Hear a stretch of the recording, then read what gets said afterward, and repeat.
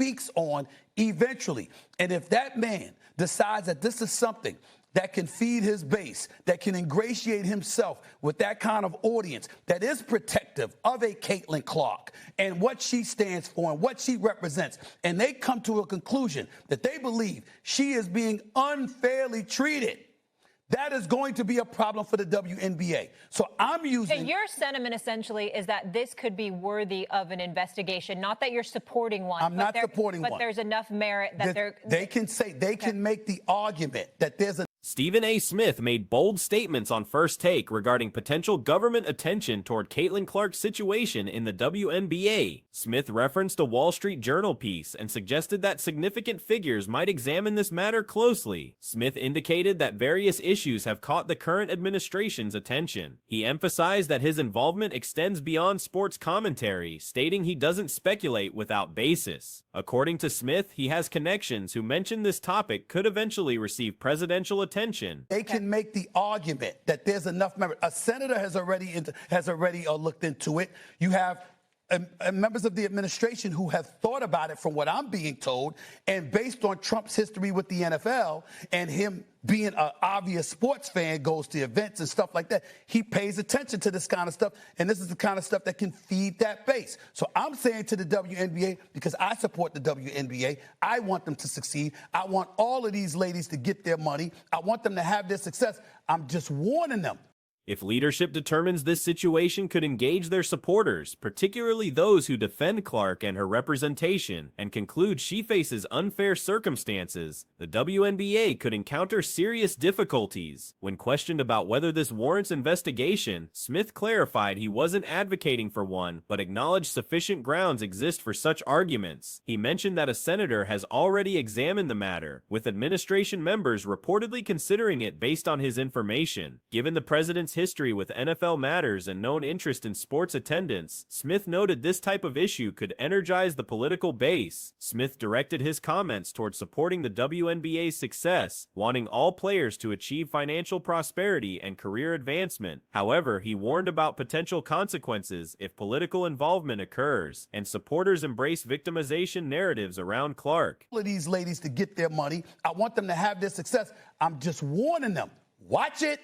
Because if he gets involved and that base gets involved, because somehow, some way they embrace victimhood on a part of Caitlin Clark, it could be a problem.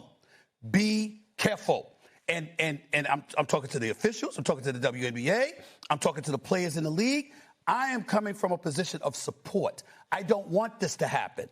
But ignoring it, acting like it ain't happening, the Wall Street Journal writing about that when they... He urged caution from officials, the organization, and league players, emphasizing his supportive position while highlighting the importance of not ignoring these developments. Smith found the timing suspicious, noting the Wall Street Journal article's publication shortly after players wore certain T-shirts and before collective bargaining negotiations. He suggested these weren't coincidental events, advising attention to emerging patterns and potential consequences. Regarding the Wall Street Journal article about Clark and civil rights concerns, there's skepticism about such developments materializing. While Smith provided various secondhand information sources, claiming knowledge from unnamed contacts, the assertion about senatorial involvement seems questionable. The presidency likely involves more pressing matters than WNBA affairs. Journal writing about that when they did, that was just a couple of weeks after those ladies wore those T-shirts. There's a collective bargaining negotiation coming up, and then all of a sudden that story comes out. That's not a coincidence for me. Yeah. If it walks like a duck and quacks like a duck, it ain't a damn mongoose. You got to pay attention and watch the tea leaves and see what's going on here and see the kind of ripple effect. And the T-shirt All right, so I know a few people have brought up the Wall Street Journal article about Caitlin Clark and the civil rights thing that was going on, right? However, examination of last year's events through this year reveals legitimate concerns. Not every player experiences treatment identical to Clark's situation. While fans and online harassment affect multiple players, with Angel Reese possibly facing similar trolling levels, Clark's circumstances differ significantly. Beyond typical fan behavior and social media negativity, coaches, executives, agents, and others within the league ecosystem have made disparaging comments, treating her as unwelcome. Retired players, analysts, and journalists connected to the organization have exhibited unusual hostility toward Clark. Clark Clark likely endured more flagrant fouls than others, particularly from the Chicago Sky, who seemed to target her specifically with most of their flagrant violations. Thing that was going on, right? My opinion about it, y'all, honestly, y'all know I keep it a grand with y'all, man. I don't think anything like this is going to happen. All right. I don't think anything like this is going to happen. Now, granted, he had a lot of hearsay because he was saying, you know, I know people, I was told this, I was told that. So it's a lot of hearsay. But at the end of the day, man, to say that a senator is already looking into it, that is crazy. That's crazy. That is crazy, man. Honestly, I think the president has more. The pattern appears distinctly unusual compared to treatment of other players. While physical play affects everyone, a share pulling, shoving head contact, and aggressive moves occur across games. The consistent expectation that something might happen to Clark during any game creates problematic anticipation. Spectators shouldn't enter games wondering whether referees will protect any specific player. Claiming equal treatment across all players would be dishonest. Current rookies aren't experiencing anything comparable to Clark's previous season challenges. Players like Paige Beakers, other notable newcomers, and this year's rookie class haven't faced similar situations. It has more on his plate than worrying about what's going on in the WNBA. That's just my opinion. Now, I do feel like there is something to look into due to all the stuff that happened last year coming up into this year. I mean, it would be disingenuous to say that all the players are dealing with exactly what Caitlin Clark is dealing with. I don't know about that, man. I don't know about that. Like, fans are one thing, right? Everybody's dealing with trolls. Cool. I would say the next person who's dealing with the most trolls might be Angel Reese, right? Even during Clark's rookie season, the main incidents involved other players and separate conflicts, specific altercations between different players that didn't directly involve Clark in most cases. Despite potential legitimacy to concerns about Clark's treatment, presidential intervention seems unlikely. Clark consistently speaks positively about the league, wanting organizational success and frequently acknowledging the foundation previous players established. Even if unfair treatment exists, Clark would likely discourage punitive measures against the league. Her interviews demonstrate diplomatic responses, often downplaying negative situations to protect the organization she values. Supporting league success remains important for future generations. Next person who's dealing with the most trolls might be Angel Reese, right? The main thing that separates Caitlin Clark from everybody else is the fact that not only do you have fans and people trolling, right? You have coaches, you have CEOs, you have agents calling her white bread, right? You have retired players. Man, there's so many analysts, journalists. You have so many people that are woven into the league just talking crazy about Caitlin Clark and treating her like young players deserve professional opportunities in lucrative environments. Like she's an outcast or something. Like, it's weird. It's really weird, man. All right. And then, of course, I think she might have had the most flagrant fouls on her, especially from the Chicago Sky. I know they had all their flagrant fouls coming on Caitlin Clark. So it's weird, man. It's just something weird going on with the WNBA and Caitlin Clark, man. It'd be disingenuous to say everybody is getting this type of treatment. Yes, it. Double standards become apparent when examining reactions to different analysts' comments about various players. Some commentators received criticism for negative remarks about certain players, while others faced little accountability for similar statements about different players. These inconsistencies highlight broader problems within media coverage and fan reactions. The suggestion about keeping politics separate from sports remains valid. Political involvement rarely improves athletic competitions or fan experiences. Sports should provide common ground for entertainment and shared enjoyment rather than divisive platforms. Don't ever want to see anyone be injured on any team. I feel like there's been a lot of injuries this year in the W, harsh ones, I think. And, it's just another one. And Sid is still the heartbeat of our team. She's going to be okay. Our team's going to be okay. And again, it's just another hurdle that we're going to have to get over. Any other questions? Good. I'm Brennan with Empower Future Athletes. Did you ever think about quitting when you were younger? And if so, what made you keep going? Great question. I think when you're While passionate support for favorite players is natural and acceptable, maintaining sports as unifying entertainment serves everyone better than political interference. The media sessions after games appear to be getting briefer lately. Whether the Fever players simply don't want to engage in lengthy discussions or there's another reason remains unclear, but the duration has noticeably decreased. When asked about returning to Arizona as a visiting player, the response indicated that while Arizona treated her well, there's much greater satisfaction with the current situation in Indiana. Seeing familiar faces and playing before supportive crowds was enjoyable, but the happiness level in Indiana far exceeds what was experienced previously. Regarding the second quarter departure due to a left ankle issue, confirmation came that everything was fine. Yeah, I think when you're growing up, sometimes it's really hard, right? Sometimes you doubt yourself. Sometimes you lack confidence, but there's always a fire in you. And I think the biggest thing that everyone's always going to fail. And I think if you're not trying, or if you're not failing, then you're not pushing yourself hard enough. And so for me, I think when you put in the work and you're the hardest worker, sometimes it's ugly, right? But you just have to kind of stack the days. And I just think if you keep showing up and you keep working hard, good things are going to happen. Yeah, obviously a pretty dominant win by Phoenix. Just what did they do so? The team has dealt with various injury challenges during this contest, but such difficulties aren't new territory. These obstacles were encountered early in the season, and this represents just another barrier to overcome. The team will manage through it successfully. The first quarter injury to Sydney created obvious concerns. Nobody wants to witness any player from either squad getting hurt. This season in the league has featured numerous severe injuries, and this adds to that unfortunate list. A pretty dominant win by Phoenix. Just what did they do so well with obviously AT getting that third state triple-double as well? Yeah, I thought just focusing on us. I thought defensively we had some slippages early on, and that got them some easy buckets at the rim.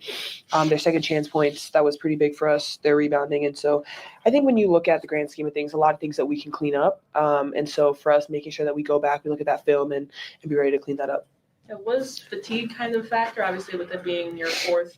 Sydney remains the core spirit of the squad and will recover. The team will also bounce back, representing another challenge to navigate. A young reporter asked about thoughts of giving up during earlier years and what provided motivation to continue. Growing up brings really difficult moments when self-doubt creeps in and confidence wavers. However, there's always an internal drive burning. Everyone will experience failure, and without attempting things or failing, there's insufficient challenge being pursued. It being your fourth road game, kind of 8 days on the road today.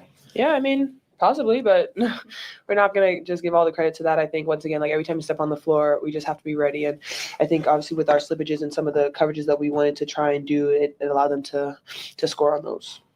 And then Steph, obviously, Sid had that injury, and Ari left, I think, in the fourth quarter. Yeah. Just what's the status of Well, it's Sid's left knee, Ari's right foot, and we'll get some more evaluation. When maximum effort is applied and one becomes the most dedicated worker, results might look messy, but consistency and daily effort accumulates. Continuous appearance and hard work eventually lead to positive outcomes. Phoenix displayed dominance in their victory, with one player achieving a triple-double performance. The focus remained internal rather than external. Defensive breakdowns early allowed easy scoring opportunities near the basket. Second chance points became significant due to their rebounding advantage. Sid's left knee, Ari's right foot, and we'll get some more evaluation when we get home tomorrow and see where we are.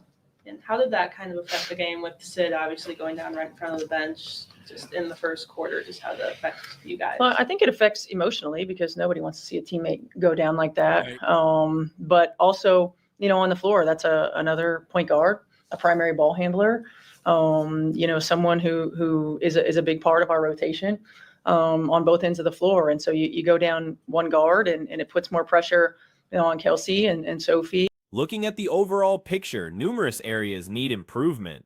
Reviewing game footage and preparing corrections will be essential. Road fatigue might have played a role, considering this marked the fourth away contest within 8 days. While this could be a contributing factor, full credit won't be attributed solely to exhaustion. Every floor appearance requires complete readiness. Defensive lapses and coverage attempts allowed opponents scoring opportunities. It's more pressure on Kelsey and Sophie and Lexi and Ari to play a little bit heavier minutes. And so, it made it a little bit tougher. But like AB said, you're playing a really good team. in Phoenix. You give them 42 points off of turnovers and offensive rebounds, it's going to make for a tough night. And we had some setbacks early, but I'm proud of this group, and we continued to fight. It wasn't pretty, and sometimes you have these games, but we continued to fight, we continued to play hard, and we continued to stay together. And what do you do in like those instances of it not being a pretty? Both Sydney's knee injury and Aries' foot problem occurred during the game, with Sydney's happening in the first quarter and Aries leaving in the fourth. Both injuries will receive thorough medical evaluation upon returning home to determine their status. Sydney's injury right in front of the team bench during the opening quarter affected everyone emotionally, since teammates never want to see such incidents. Tactically, losing another point guard and primary ball distributor who plays crucial roles on both offense and defense creates additional pressure. This forces other guards like Kelsey, Sophie, and Lexi, plus Aerie, to handle heavier playing time. The situation became more challenging when facing a talented Phoenix squad. We continued to play hard, and we continued to stay together. And what do you do in like those instances of it not being a pretty game to make sure to keep that morale up, especially with another game on Saturday back in India? I mean, we talk about it. Like you talk about it, just staying together, just worrying about our execution, worrying about us continuing to get better. Look, there are going to be days where we don't make shots. There are going to be days where, you feel like you're stuck in mud. We're not immune to that like any other team. But it's about the bigger picture of how we respond to that. And this group was still tight in our huddles. This group was still engaged in timeouts. This group was still, going out and allowing 42 points from turnovers and offensive rebounds makes any evening difficult. Despite early setbacks, the team's determination and fighting spirit remained strong throughout the contest, even when execution looked unpolished. Maintaining team morale during ugly games, especially with another contest approaching Saturday in Indiana, requires direct communication about staying united and focusing on execution while continuing improvement efforts. Some nights shots won't fall, and everything feels sluggish. No team is exempt from such experiences. The key lies in responding appropriately to these situations. During huddles, timeouts, and on-court execution, this group remained engaged and cohesive. Going out and executing on both ends, and that's what it's about. This is a group that's been through a lot this entire season, and we love each other. We pull for each other, and I think that in moments like this, you continue to see that, and that's, to me, that is one of the things I'm proudest of with this group. And that's it, man. Just not a good night for the Fever, man. Just not a good night.